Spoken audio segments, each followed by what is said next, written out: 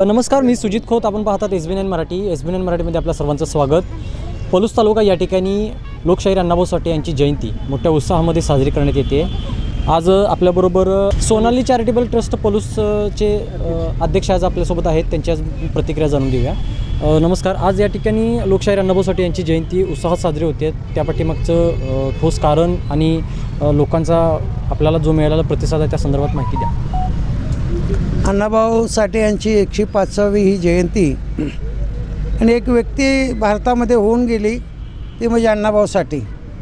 अण्णाभाऊ साठे लेखक होते, शाहीर होते, बऱ्याचशा कादंबऱ्या त्यांनी लिहिल्या आणि आज आपण त्यांची आठवण ठेवतो आहे.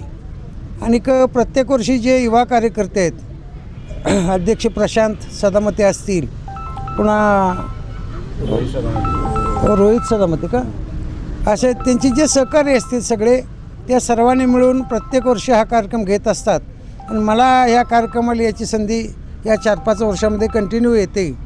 आणि अण्णाभाऊ साठेंची आज जयंती आणि डॉक्टर बाबासाहेब आंबेडकर स्मारकाचे समितीचे अध्यक्ष आज आपल्यासोबत आहेत. धनाजी कांबळे आज आपल्याबरोबर आहेत. अजून त्यांची प्रतिक्रिया जाणून घेऊया. नमस्कार. आजच्या